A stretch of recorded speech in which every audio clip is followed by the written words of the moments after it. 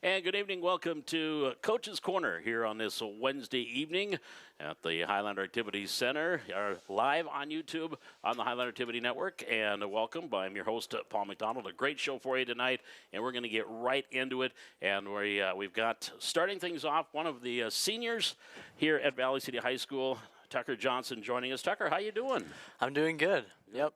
Mister, you don't let any grass grow under your feet, man. You got like everything going on. Yeah, I'm always busy. I'll say that. Yeah. Well, one of the reasons why we've got you sitting in the chair tonight, coming off last weekend at the Store Hog Invitational, a big wrestling tournament in Lisbon, where really you guys saw some of the best in Class B down there, didn't you? Yeah, there were a lot of ranked kids in that, in my bracket and also every other bracket. It's really good, high quality tournament. And Coy and Colton did their usual winning their weight class, and you take the 132-pound weight class, your first place finish this year, and I think you had a second place finish too, didn't you? Yep, just the week before. At rugby. Yep. But this one, you won the championship at 132. You had 3 ranked wrestlers in your weight class. Kid Peyton Forcier, I believe is his name, out of Border West, great wrestler, ranked in the top 10, and actually a weight class above. I think he's a 138 kid over in Minnesota. Colin Steidel from Bismarck St. Mary's, a Class A student, you won wrestler. And then you defeated Chance Burns. When you went into that championship, did you know anything about this kid out of Grafton? Yeah, I actually did. The week previous in the rugby tournament, I had beat him in the semifinals to make it to the finals for that the weekend before. So did you have that in your mind, kind of what worked for you and what you had to do? Yeah, I kind of did. I kind of knew what I needed to improve on and what I needed to focus on and what he had and what I needed to do to defend but also get my offense. 4-1 was the final, I think, in that championship. I guess I want to ask you, Tucker, how would you describe your style of wrestling? What kind of a wrestler is Tucker Johnson? Well, I would say I'm probably more technical, but also I like to be like really strong in my positions too. Well, the Greebles call me stiff, or they went to one of the camps and one of their people were they named Stiffy, but that's what they kind of call me. Sure. Because I like getting technical, but also when I get in positions, I like being really strong and like stiff in those positions to try to get through, and also that helps with my defense, just being in there and just really being strong and trying to get through it, but also being technical and getting to where I need to be. Well, now at 132, you see a lot of tall, lanky wrestlers in your weight class? Yeah, I mean, sometimes there's a lot of variety. Sometimes you'll see those short, stocky, really big kids, but around 132, it's still where you'll see those lengthier kids, but still getting to be a little bit more muscular, but yeah, still long and lengthy, but senior season, high aspirations. Did you set some lofty goals for you coming into this year, Tucker, getting ready for this year?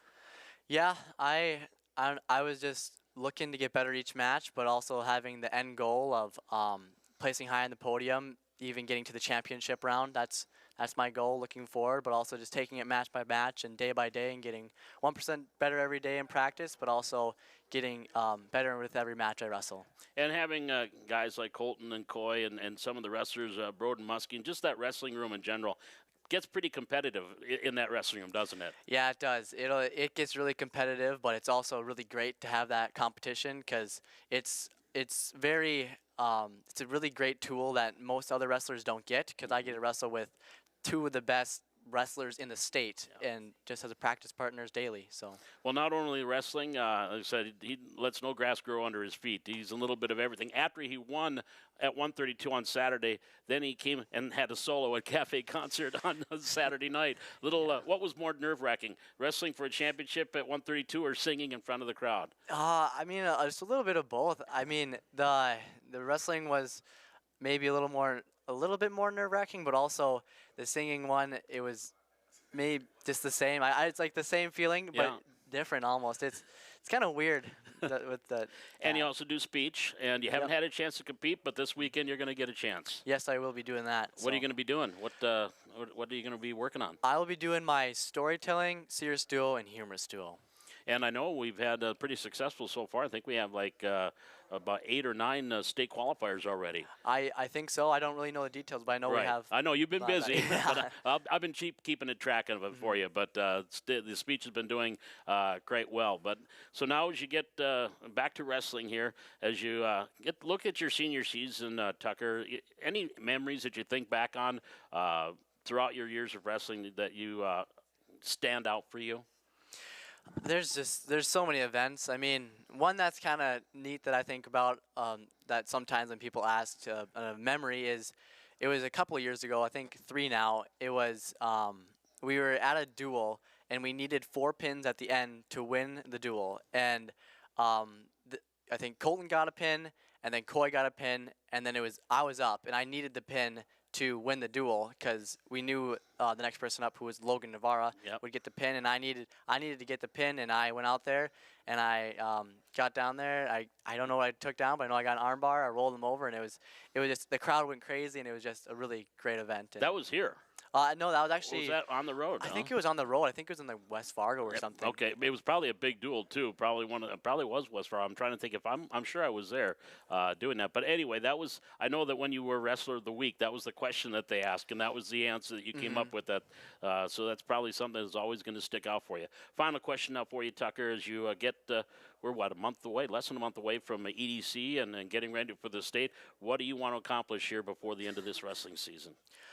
My goal is to get better and do my best throughout everything, and I'm gonna do my best and try my hardest to make it to that championship round. That's my goal. And be on the podium at the end of the day. Be at the podium at the end of the day. All right. Well, Tucker, I appreciate you stopping by. Congratulations on last week's championship. Good luck at your speech meet this weekend. Thank you. And we shall talk again. Hopefully, maybe talking about a state tournament appearance here at the end of February. Yes, sounds great. That is Tucker Johnson joining us from the Highliner Wrestling team. We'll be back with more Coach's Corner here from the Hack on the Highliner Activity Network.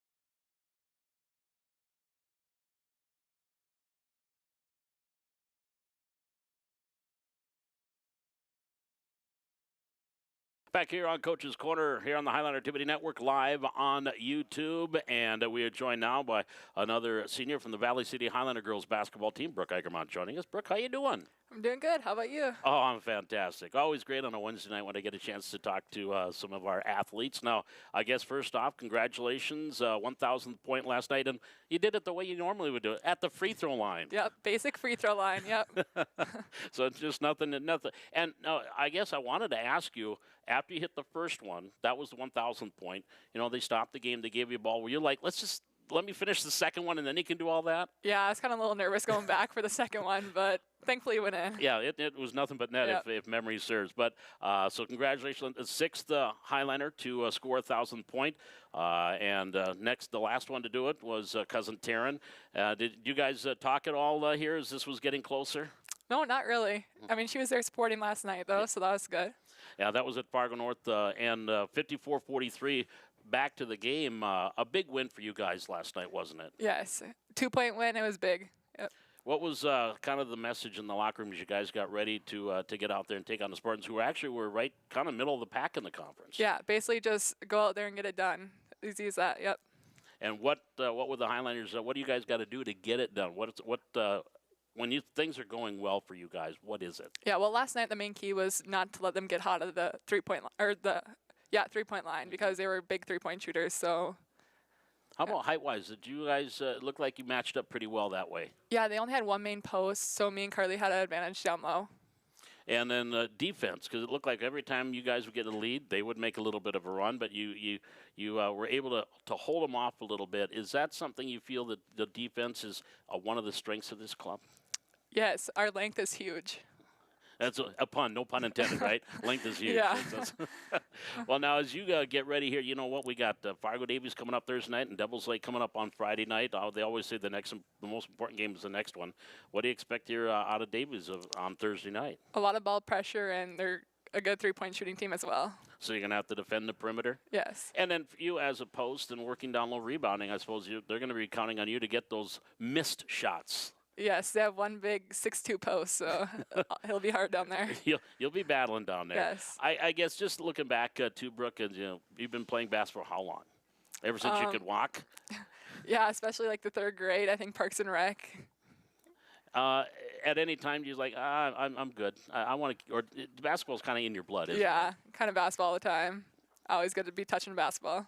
And do you feel this is something you'd like to do somewhere else, or are we not going to worry about that until the season's over? It's been a thought in my mind, yes, but for sure gonna have to put more thought into it as the season continues. But first things first. Get the season over with. Get the season over with. Yes. And final question about this season too. Getting a home playing game. That's I know something you guys that Coach Howard has always talked about. How big would that be if you can't get into the top 5, get at least into the top 8? Yes. Well, we always seem to play better at home, so that'd be huge. But I think we talked about have to win 5. I think it is to host one. Okay. Well, it's possible. It's doable. Yeah. I think there's like 7 or 8 left, so it is doable. Yeah. Well, again, Brooke, congratulations, 1,000-point last night, and so you're on the list now at number 6 because there are 6, so you're at number 6. But let's add to it. Let's not stop there. Yes. How about that? Would that be a good idea? Good idea. Yeah. That's a great idea. Yeah. Well, again, congratulations on a great season, and we look forward to Thursday night. So good luck to you. Perfect. Thank you. You bet. That is Brooke Egermont joining us, and we'll be back with more basketball and also a couple of special guests a little later on in the hour. Coach's Corner continues from the Hack on the Highliner Activity Network.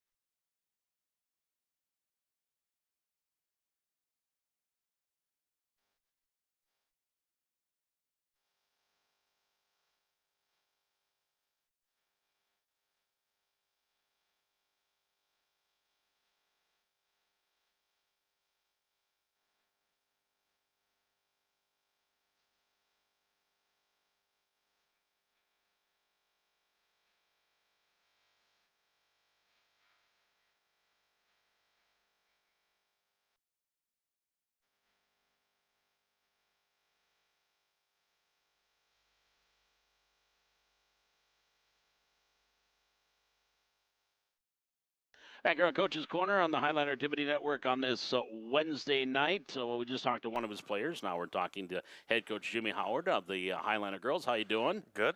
Real good after a win. Yeah, it feels really good to come to practice after getting one of those. And a game that really, it was an 11-point victory, but as I mentioned to Brooke, it seemed like every time you'd get 11-point lead, North was able to just kind of chip away a little bit. Yeah, we knew they were a good defensive team. They're top 5 in the EDC, so we knew baskets were going to be tough to come by. They shoot a lot of threes, so, if they make some, that can turn things quickly. But I really thought our defense in the second half really set the tone and set us up really well. We gave up a turnover for a layup at like the 17-minute mark. Their next basket didn't come till 8 minutes in the game. We were able to pad a lead, so when they made that run, it didn't hurt. We were able to then respond, and we still had that 10-point lead. So I really thought, our defense answered the call there to help with that, and knowing that the buckets were going to be difficult to get on the other end. Yeah, 9 minutes and 16 seconds was the dry spell for Fargo North from that one basket you mentioned until they got their next one. But a 2-point game on the road too, Coach. Huge. Yes, and we talked about it not showing up for our first 2-point game with Grand Forks Central really hurt us. Not saying we were going to win that game, but it should have been a lot closer. Getting that 2-point win, it's not just one. You get that second point, so now we're 3 points in the EDC, and there's an opportunity if we can play extremely well and keep doing what we're doing to continue to move up and potentially host a playing game. Now that we got one of those 2-point games, you lose all 3 2-point games. Yeah. It's pretty hard to climb up in the rankings there. And a couple of home games coming up this weekend, this week that we'll talk to about later. But you look at your team this year too, Jimmy, and Brooke's going to get her points. Carly will be there too. But like last night, Drew Potratz, I think, had 14 points. Really big to get some of that perimeter game going, isn't it? Yeah, in our last 2 games, we've really gotten our perimeter game going. Both Drew and Tessa have really been in attack mode and getting downhill. Drew's been making really good decisions in the lane with jump shots, kicking it out when it's not there. Tessa's been really good at attacking the hoop. And when those two can help get it going, they just open things up because you can't just sag off of them to go guard one of our posts. You have to play up on them, and now it opens up things inside for our posts. So the last 2 games, both Cheyenne and North, we've taken care of the basketball. Our guards have played extremely aggressive offensively and been making smart choices with it, and it's really helped with both Carly and Brooke inside, and then it's also helping by getting those points in the perimeter, which are valuable. And then if you're driving and going in the lane, if you don't get rid of it, you could get fouled. I think it's 71% at the free throw line last night. Is that a you'd like to see 85, 90, 100% sometimes, but is that a doable percentage? You know, from where we've come from, absolutely. I would like 80%, 75, even 75 and up would be great as a team. But getting to the free throw line to get those points has been big. You know, we didn't give up a lot of free throws last night. Once again, a team that liked to shoot a lot of jumpers versus getting to the basket helped. And then, you know, we pound. It's kind of like we're the oddball team that really wants to pound it inside, and our guards are very capable of scoring. But when you need a basket, we know we can go in there and get one, and we can get to the free throw line. It really adds. Well, last night, as we just talked with Brooke Egermont, got to her 1,000-point, second 1,000-point score you've had. You had cousin Taryn Dieterle earlier in a few years back. But Brooke last night got it the way Brooke would get it. If it's not up and under, it's at the free throw line. Yeah, you know, everyone had their, like, it's got to be a three-pointer. Like, we got to set this up. And I was like, it's never going to go the way you want it. Remember when Taryn got hers, it was some weird scramble play, gets kicked out, and she ends up laying it in. So Brooke getting it at the free throw line, where she scored a ton of points over her career, was kind of fitting. Extremely proud of her. I'm so grateful she got it. Kind of a off the back monkey, off the back type of thing. And so now we can just go play. I think she didn't really want to smile when she got it, but big moment for her. And then just to add to it, the team played well, you know, and we come away with the win. So not only we go get 1,000 points for her, we end up, you know, with the win and just made it that much sweeter. And then she got a bucket to end the last points for you, and she got a block shot at the horn at the end of the game. So she figured, I'll just take it from here. Yeah, you know, kind of yelled like, no, and, you know, just let it go, and she blocks it there. But off the missed free throw, getting her hands on the ball and getting it, she's a very good free throw shooter. That was big just because they didn't get another opportunity down there before we got another opportunity at the free throw line to get some points. So some really heady play right there from her, and can't say enough about what she's done for us over the last 4 years, and hopefully will continue to do for us this year. We got a few more games to talk about, hopefully, and but now we've got Fargo Davies coming up here on Thursday night. What do you expect out of Davies? Pressure defense. They like to get steals. Ashton Safransky is a very good guard, quick. I expect them to be physical. And we're just going to have to try to limit our turnovers and continue to build what we've done the last 2 games, and then hope to be there at the end with a chance to win. You know, they're the second leading scoring team. They're the second defensive scoring team. It's a tall task, but you know, we played well against Cheyenne up until like 3 minutes left in that game. We played well again last night. If we can limit our turnovers, give ourselves opportunities. One of our 2 posts are going to have an opportunity inside. They don't have 2 girls guarding both of them, so we're going to try to maybe get them in some foul trouble there. And I know because you don't get a practice after that when you got Devils Lake on Friday night, but Devils Lake, when you lost them up there, you had some players that were sick and really weren't full bore, were you, when you played them the first time? No, and, you know, you don't want to go in there saying, well, here's our excuse for what happened, but first game of the year, you never know what you're going to get. You know, were they hyped up and hitting shots? Maybe. We turned it over a bunch, and yes, we had injuries, sickness. You know, Tessa came out, I thought she was blowing her nose, and we had like a full-on panic attack almost where she couldn't breathe. And, you know, so it's going to be interesting. We're going to be at full strength. They're going to be at full strength where we really sit. All right, well, we get 10th place. You moved up a notch after that 2-point win last night. I think you're tied with Central right now, but a win, just getting a win. You got not too far away, but that's what you're worried about right now. Yeah, you know, and just learning how to win, continuing to put teams away. You know, last night, once again, got ourselves a lead. We're able to take care of that, but there was a moment where you thought maybe we were going to crack, and as leaders should, and a captain, Tessa Olsen out there on the court kind of brought everyone into the lane on an and one type of thing. And I could see on film what she's telling them, everyone just needs to calm down, which is exactly what I'm telling them, but that's what we needed from a leader. Everyone kind of took a deep breath, and then we went down, we executed. I think we got a 3 on the next play, bumped that lead back up over 10, and that was huge. Like, we could have crumbled right there or made a few more turnovers, brought it really close, but instead some leadership stepped up. All the girls knew what they needed to do once they took that deep breath and just kind of relaxed for a moment. And can we do that again tomorrow? Can we do that again on Friday when we get in those situations where we're playing 2 defenses that are really going to be trying to pressure us and cause turnovers? All right, well, Coach, again, congratulations on the 2-point win, and let's keep the train rolling. There's a lot more to go here, and again, your second 1,000-point score, so you can hang your hat on that too. It's and 4 years. I thought she was here. She's been playing for 4 years, and he brought it up, so now I remember. But again, congratulations on last night's win, Coach, and good luck here on Thursday night. Thank you, and go Highlanders. That is Coach Jimmy Howard joining us from the Highlander girls basketball team. We'll be back talk boys basketball. That's on the way next as Coach's Corner continues on the Highlander Activity Network.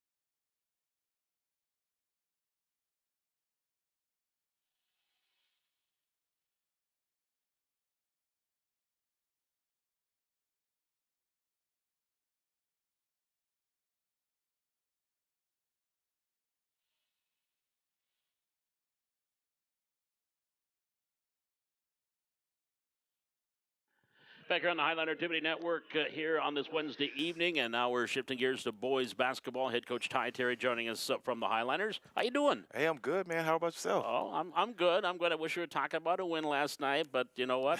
That's a good basketball team at Fargo North. Hey, that's a really good basketball team, and they have a really good basketball player too. So yeah, Mr. Sam. Yeah, he's a really good basketball player. Yeah, very smooth playing. But one thing I noticed about North, they can hurt you inside or outside. They're a very complete team, aren't they? Yes, sir. They definitely are, and I think, we really had to focus on number 40, their big guy. We wanted to not let him get easy baskets. We wanted to make sure, like, their role players didn't get any 50-50 balls and stuff like that. But, our main game plan was just take the ball out of Sim's hand, and that was not easy doing it. We really put an emphasis on that, but, it's easier said than done. But I think we did a really good job on our role players because most of those guys didn't even get in double digits. And you look at, like a guy like Jeremiah, very quick and creates his own space, doesn't he? Yeah, he definitely creates his own space. I think he's really tough to guard because he can shoot the ball really well. And then the second you try to go and close out one on the shot, he's quick to get to the basket, and he got several moves to get his shot off. So he's a really tough guy to guard. And for us last night, Aiden Jacobson came up and actually, I think, played one of his better games this season. Man, he really did. And I think the reason why he has a lot of success is because, we've been telling him his go-to moves are in that 15-foot range or in. And when he gets his moves and he does a little spin move and gets his shot off, he does really good with that, And I think he stuck to his strengths last night, and he didn't turn the ball over, so he had a really good game.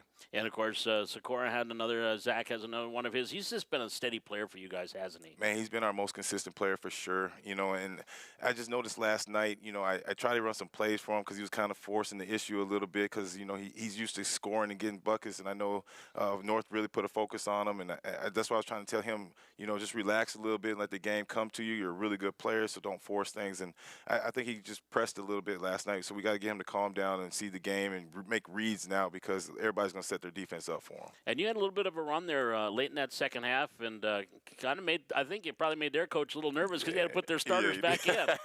Yeah, he did. I just told the guys, I was like, man, let's just chip away right now. I know the score is ugly right now, but let's not give up. Let's have the mentality that we don't ever give up, and let's go show these guys that we're a good ball team, that they just jumped on us good, and let's finish the game strong. And then I noticed that the score was like 30, and then it started getting under 20, and I saw him put the stars in. I was like, man, I wanted to get it down to 10 or something before he did that, but he was smart to put them in early. So. But even they came back in, you still did pretty well, though. Yeah, we did. I just wish we would have played that way in the first half. Yeah, you get those lulls, trying to get. And again, if you and Coach Bradwold and Madsen could figure out how to stop those lulls. Man, that's for You'd sure. be geniuses. Yeah, that's for sure would be.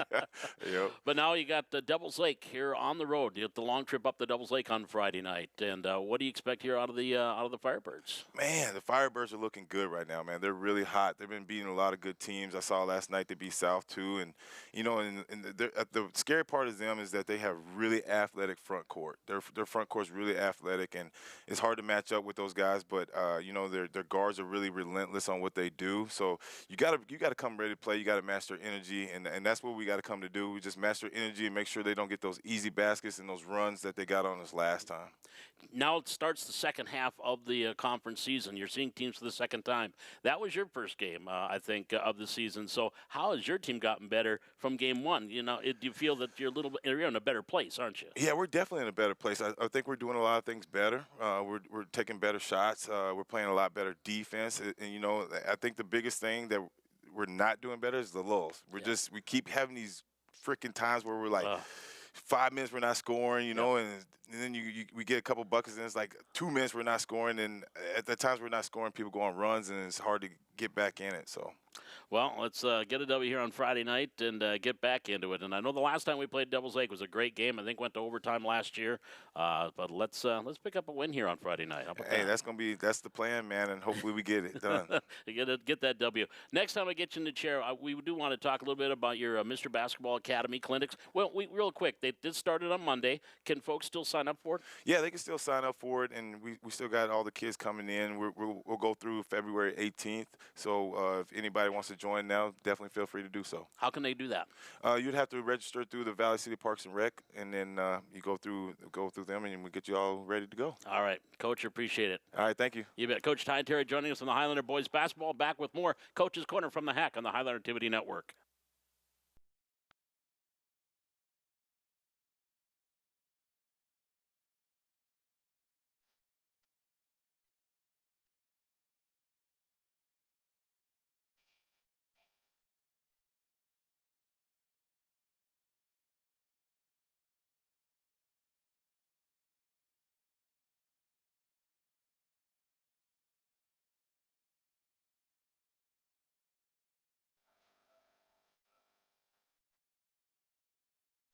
Back here on Coach's Corner on the Highlander Activity Network, live on YouTube. And now we're joined by new head football coach with Valley City Highlanders, Travis Zenga, joining us. Travis, how you doing? I'm doing well. Thanks for asking. Well, congratulations on the gig now and moving up. We kind of D coordinator last year. Yes, yeah.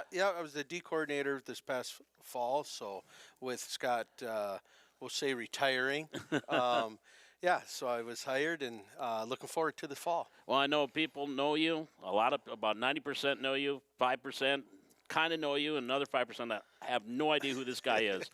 Who is Travis Zenga? Give us a little background on him. I went to Valley City State. I coached there for about 10 years. I coached at a couple other colleges, universities, and then I always been in education. And before that, I was, I've coached elementary all the way through college. And so when this job came open, I call this my home. So I moved back, and it's been the best move I've ever made in my life. So. Well, you worked, like I said, last year worked with the defenses, and you had some talented boys on that side of the ball. Oh yeah, they really were, and they worked so hard. That was probably the best part of the whole deal. They came out ready to practice and everything, and Zach was a real good football player, of course, and Gavin. But some of those young unsung heroes, Brady Gazzetti, he did the dirty work to make our linebackers look good, and that's what I always told our D line is we'll do all the work and we'll make the linebackers all conference, and stuff like that. And so Scott Rohde did a real good job for us. The young Hunt boy Dylan really stepped up, and Will Schwer. There's a lot of guys that just stepped up and played hard. Being that you were around the team last year and coaching last year, is that going to make this transition a little bit easier? Oh, without a doubt. It really is. You know the players, you know their mindsets and what they want to try to accomplish. And they know my style of coaching and everything. So it should be a real smooth transition. That growing pain shouldn't be as much. And not you don't lose a whole lot, do you? No, we really don't. It's what's so exciting. We're going to get a lot of our players back, a lot of our skilled players back, and it's going to be exciting to have all those guys. And you look back, a great year, and the cupboard's not bare. So does that help you too in the transition? You're not rebuilding; you're just adding on to what's there. Yeah, and that's the whole idea behind it. That really is. People might call it reloading or whatever they want to use the words for, but what it is we got our nucleus back, and then we just build off of that, and we get our young kids all the way from elementary, junior high, high school up there going. Yeah, it doesn't have to be a roller coaster ride. 1 year we're good, 1 year we're not so good, and we keep that consistent around here, and it just builds that winning culture. How would you describe your coaching style? It's always a fair question. I'm going to say it's intense. I expect a lot of our players, but in return, I tell them you got to expect a lot out of me. Whatever that may be. And so when we're out there together, we're working. Those 2 hours, what I tell them when we're out there for practice, for those couple hours, just forget about everything else. Good day at school, bad day at school, whatever's going on. We got 2 hours. Let's just concentrate on football. And then when you can do that, it just flows. And then people look forward to practice. Sometimes practice is the tough part, you know. Let's just get to Friday night, and that's what everybody wants to do. But to have success on Friday, you got to put in the work Sunday through Thursday. Well, with this team, a lot of success last year, a 7-3 record, at one point ranked number 1 in the state, and really Coach Rourke sat in that chair a lot of times and credited the defensive side of the ball and the scheme you came up with. But in order to have a scheme, you got to have the athletes to execute that scheme. You're right. We had a discussion in the early part of the season what type of front we want to run, and I'm comfortable with the 4-man front running a 4-3. Really, what it turned into was 4-2, just because of our talent set. And that's really what you got to look at. We can sit there and say, I want to run this, but you got to look at your players and the biggest thing about coaching is putting them in a position to win. To have success really is what it is. And if you don't give them that opportunity, well, you can be the greatest X's and O's person in the world, but if you cannot put them in a spot to have success, you're going to fail. And so that's your biggest job as a coach, is try to put your players in a position to have success. And it worked really well. When we moved Zach down into a 3-point stance, I know some people were questioning it, and I just told Zach, I go, you got to trust the transition, just trust it. And I think he was really happy with it.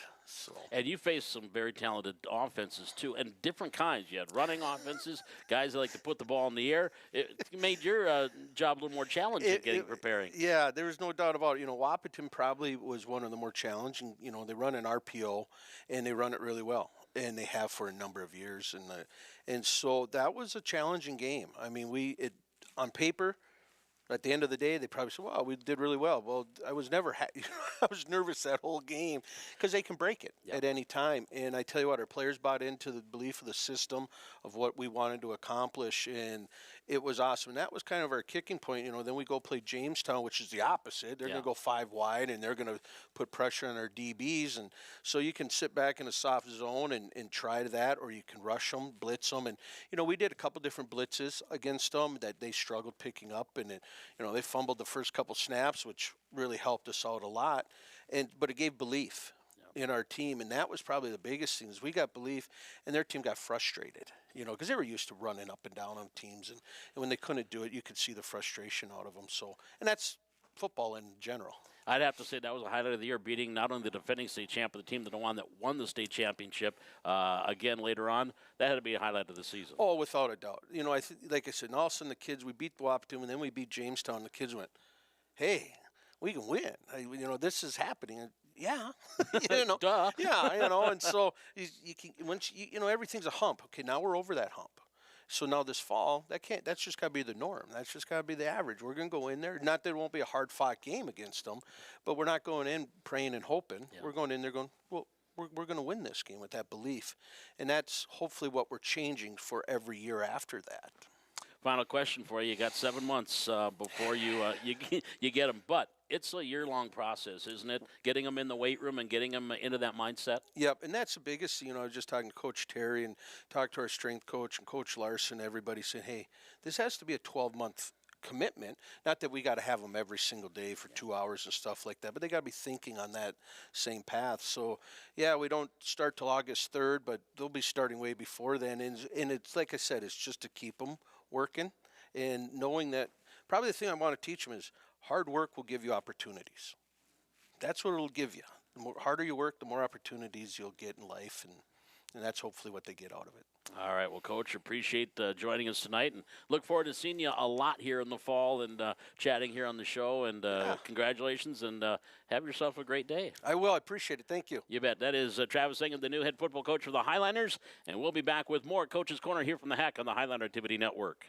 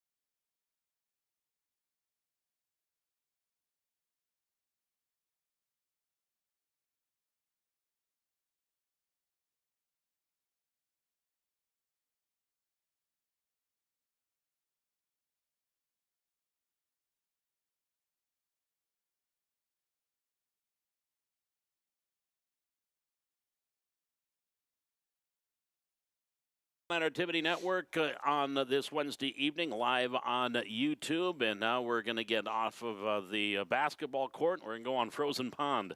We're going to talk hockey here. And Jason Manlove joining us from the Valley City Hockey Association, the Valley City Vipers, the Jamestown Valley City Prowl. Anything else that I missed? Well, eventually Jamestown High School Blue Jays. So The Blue Jays eventually. They worked their way there. But one thing we want to talk about, let's just get right to the biggie. Last weekend, I think the 12U girls hockey team went to Minot, winning a tournament in Minot. How big was that? It was huge for the girls. They had a great weekend. We're in our second year of having a 12U program, so and the girls have the option. They can play with the boys, but last year we finally had enough numbers. We were able to break out a team. We've had over the years, if I had some, where one year we might, the next year we don't, but so we're really only in our second year of having that 12U girls program.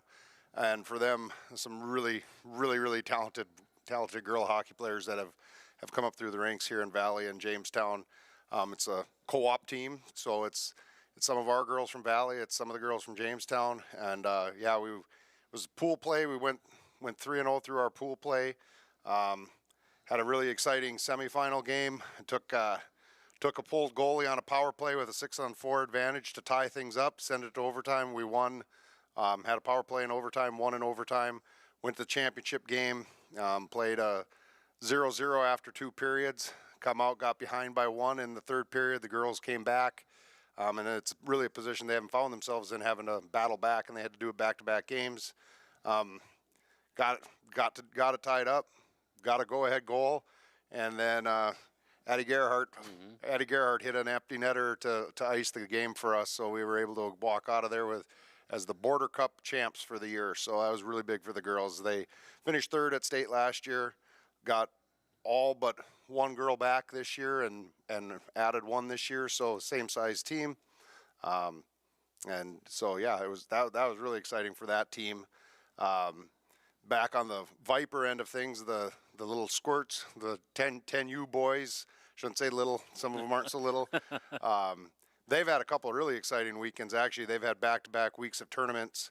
So they went to the State of Hockey 2 weeks ago, went up to War Road, won the championship up in War Road 2 weeks ago. Last weekend they were up in Grand Forks and won that tournament as well. They've got a couple weeks of regular games, and then they get into their big week push of Squirt International.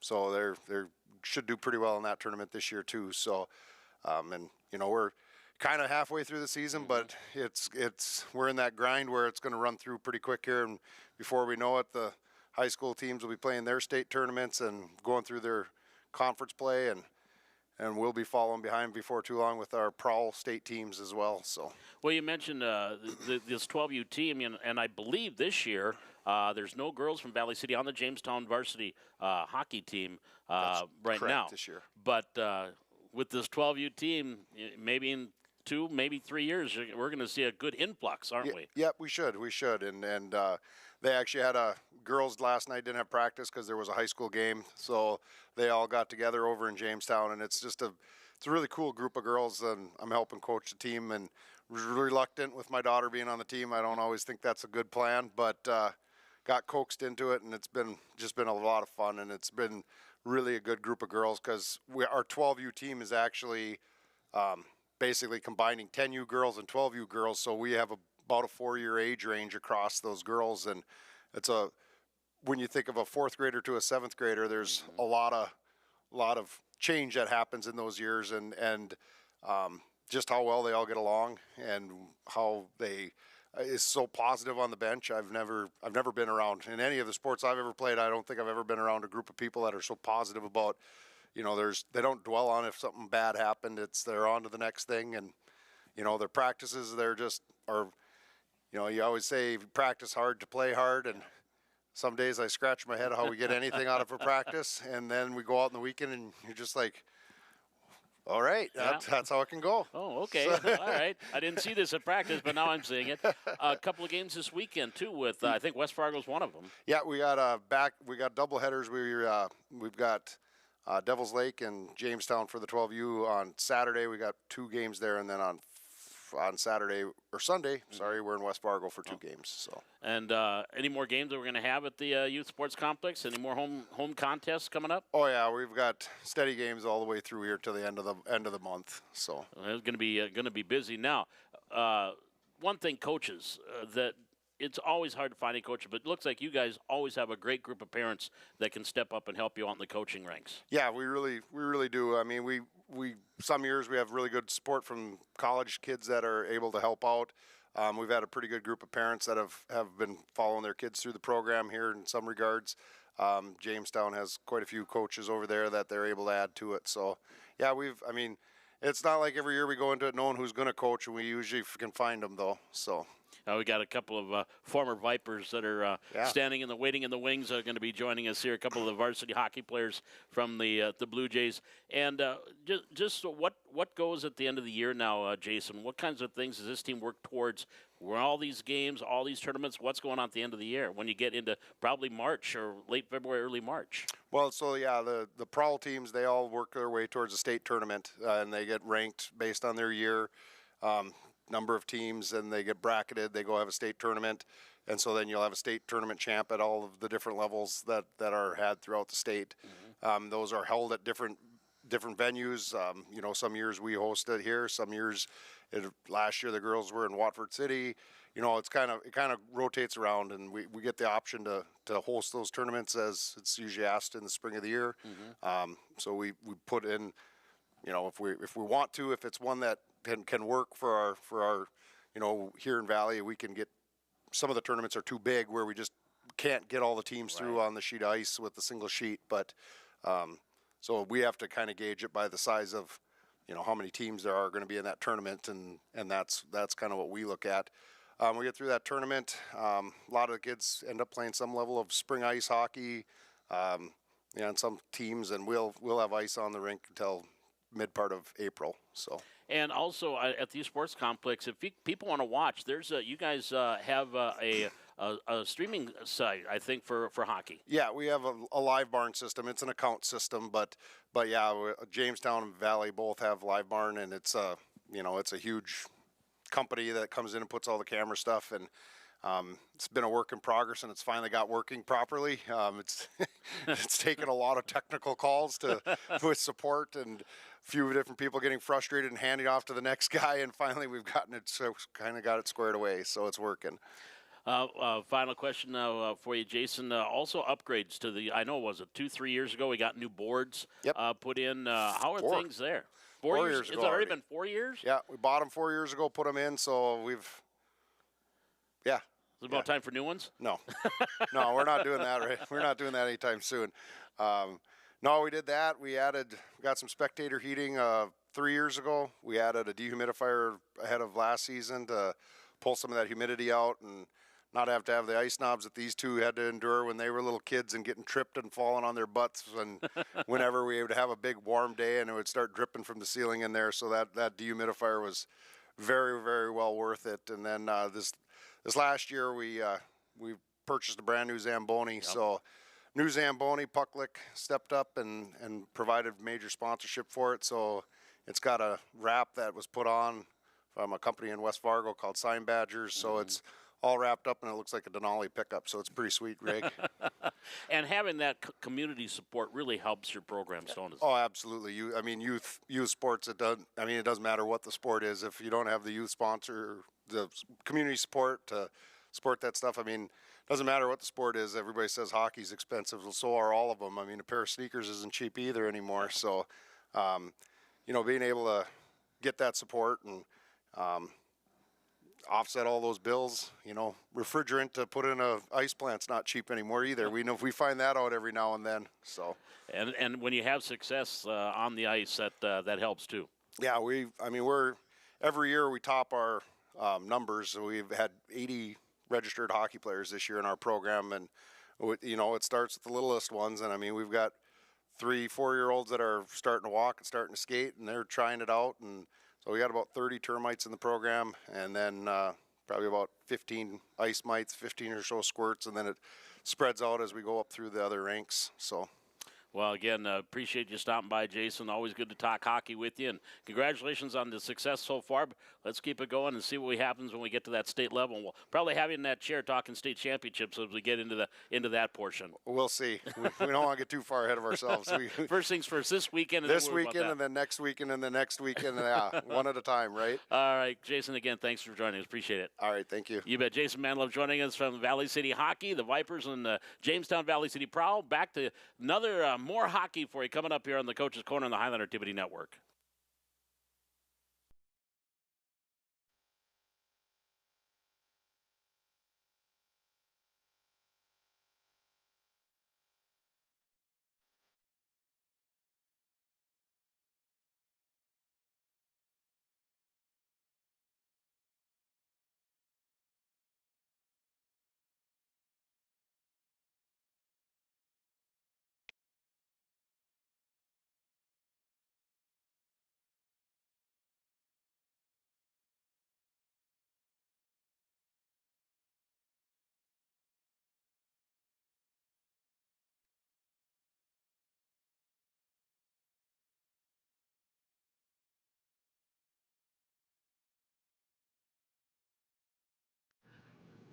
Back here on the Highlander Activity Network on this Wednesday evening, live on YouTube. And staying in the hockey mode, a couple of former Vipers, and I'm sure they played Prowl hockey, but now with the big club, the Jamestown Blue Jays, and their last year of varsity hockey, we've got the seniors Gavin Gerhard and Max Mayhews joining us. Gentlemen, thanks for joining us.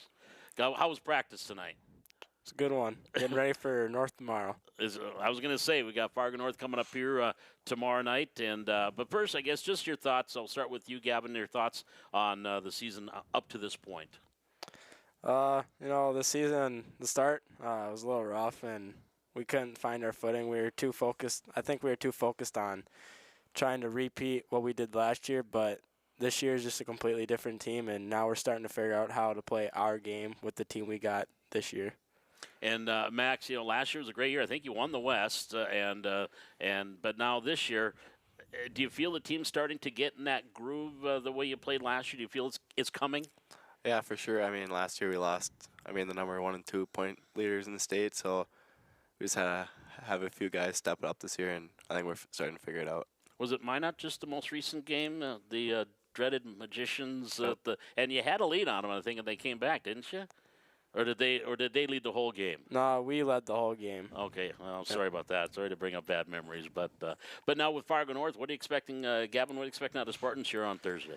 They're a good team. The East is really competitive in the hockey, and they're more competitive than the West, I think. But I think we're going to put up a pretty good fight against them. I think it'll be a very good game. Is that at John L. or is that in Fargo? Up in Fargo. It is up in Fargo. And I guess I'll ask both of you this question. I'll start with you, Max. A favorite sheet of ice. Where do you like, outside of John L., where's a great sheet of ice you'd like to play at? It's always fun playing in Minot. They got a nice stadium. It's kind of seats all around. It's a good atmosphere. The Mesa, the Pepsi Arena that they have up in Minot, where usually the West is, I think the West region usually is played up there. How about for you, Gavin?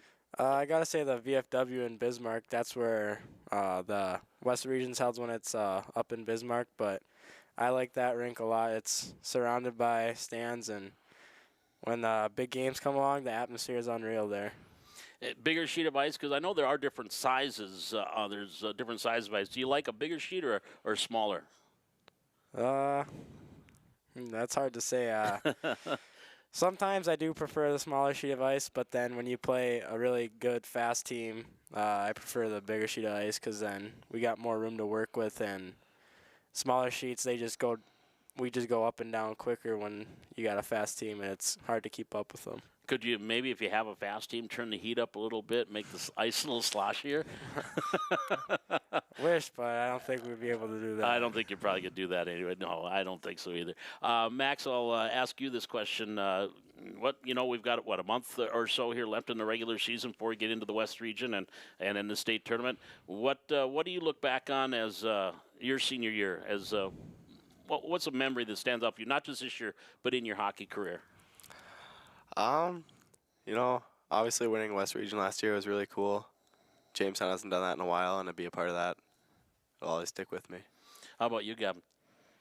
Yeah, obviously winning the West Region was pretty fun. I mean, it was the first time in a long time that's ever happened for Jamestown, but also just being a part of the team and hockey throughout all these years, like all the bonds that I've made through this sport is just unreal, and I'm like, it's surreal, the feeling that hockey gives me with being around all those guys. It's not even just playing, it's just being around those guys just makes me feel so happy, and I'm glad I'm a part of it. And both of you guys, you've been playing probably since you've been able to put skates on, haven't you? Yep. So you had to push the chair when you were first learning as termites how to skate and pushing the chair around the ice. Do you look back finally at that too and saying, boy, did you ever at one point, I'll ask you both this too, say, hockey, no, I'm good. I'm going to go do something else. Or has it always been that way for you, Gavin? No, actually, I think it was 8th grade or freshman year. My thoughts were I wanted to play hockey after high school, and that's where my head was at. But then I kind of realized I was just hockey's really not my thing anymore. But I still wanted to play it because I wanted to be a part of that team. How about you, Max? Hockey's always been my love, but kind of wanted to put them down for a while, play some basketball, but never did that. Hockey, I can't get rid of it. And hockey's one of those sports too. It gets in your blood. It's there, isn't it? It just stays there with you. Yeah. And a lot of times, I know for you, Gavin, you get the family affair with Riley, and now Addie's doing pretty well herself, leading that 12U team. Yeah, we got a little bet going on for $20. Whoever's got the most goals by the end of the year, and I was leading up until this past weekend. She passed me. I got to start scoring goals. Do you count empty netters? Yes. Oh. Yeah. She counts them, so I'll count them. Al. And Max, too, you look at friendships that you've had, and even though Jamestown guys are sometimes the enemy, like during football season, but Is it cool just having those guys, the friendships that you have formed over the years with the Jamestown gang? Yeah, for sure. I mean, without those guys, I'd be a completely different person. They changed me in a good way, and just the bonds we create, it's unreal. Final question, goals here as we get ready. Gavin, what do you guys, not what Gavin Garrett wants to accomplish, what do you want to accomplish here as a team here as we head to the final month? Heading into the final month, we honestly want to finish strong because we want to get a good seed for the tournament, and also when we head into the tournament, we want to. Our first goal is to make state, or say we want to make state. Like that's one of our goals, but if at all possible, we want to be the 1 seed and win the WDA champ and repeat as champs. Max, how about you? Is there something else that you want to add to that? Oh, yeah, just keep getting better each day. If we don't win a game, just move on and get better and go into the WDA tournament, playing our best hockey, and hopefully repeat, and then go and make some noise at state. Is it in the Grand Forks this year, or is it in Fargo? State's in Fargo. It is Grand Forks. It is up Forks, at Ralph Engelstad. You get a chance to play up there again. 'Cause I know one of the last times that we went to state, when I get a chance to do it, we got up there, got to play up in Ralph Engelstad. And that's always a fun building to play, isn't it? To play where the Fighting Hawks play. I was going to say Sioux, but where the Fighting Hawks strap on the skates every night. That's got to be fun playing up there. Yeah, it's fun playing in that rink. I've played in there when I was younger, and it's always been a dream to play in that rink. But getting to do it in high school, knowing like that a bunch of NHL prospects play there, like it's just pretty cool to be in that rink, and knowing it's the last time that it'll ever be up in that rink, it's pretty cool to be a part of. So you want to get there and spend that last few games on that big sheet. Yep. For you too, Max? Yep, last ride. All right, and now Fargo North tomorrow. Let's get a W here and pick up some points against the Spartans and control and move on from there. But gentlemen, thanks for joining us and continued success. And let's get to that state tournament. I want to see you guys get on TV. I want to see playing on TV here come March. So good luck to you. Thanks, guys. Thank you. Thanks for having us. You bet. Coach Des, Gavin Gerhardt, and Max Mayhews joining us from the Blue Jay hockey team. We'll be back and wrap things up here from Coach's Corner on the Highlander Activity Network.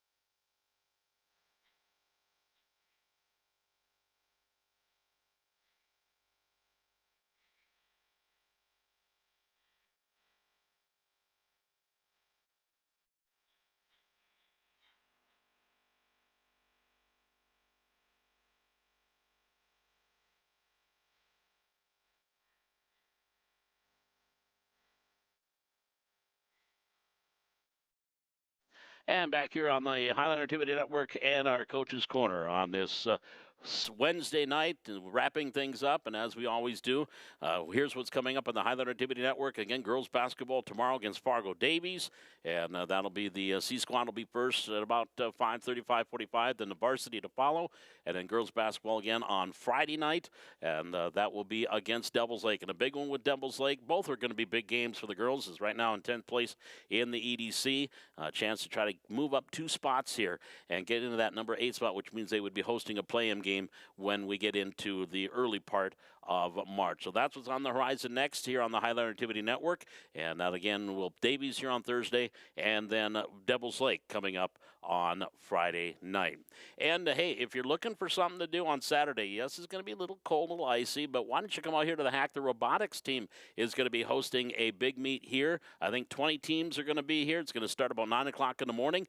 And if you don't know what it is, you got to come out and watch it. It is fun to watch, and it's really cool watching some of these robots and watching what these guys and gals put together. So the robotics team will be hosting here at the Hack Saturday. So come on out, 9 o'clock, and check out what this robotics team for Valley City is all about. Well, that's going to wrap things up here for this edition of Coach's Corner. Of course, a lot of thank yous again. Jaden Johnson, our cameraman and technical director here tonight. As usual, our guests, Tucker Johnson, Brooke Egermont, and Jimmy Howard, Ty Terry, Travis Engen, Jason Manlove, and our 2 gentlemen that just left us here, Max Mayhews and Gavin Gerhardt. We appreciate having all of our guests and joining us. And, of course, of our sponsors, Essentia Health and the Valley City Booster Club. We always want to thank them and what they do for us and keeping us going so we can have this show and all of our great activities on the Highliner Activity Network. And again, if you want to know how to find us, just go to YouTube and search Valley City Highliner Activities or the Highliner Activity Network. You can watch events live, or a lot of things have been archived. If you missed anything of Cafe Concert, Monday night's performances on there, so you can check that out as well. Well, that's going to wrap it up. We'll be back with more of our Coach's Corner again every Wednesday night, 6 o'clock, and we'll be back next week here at the Hack Coach's Corner here on the Highliner Activity Network.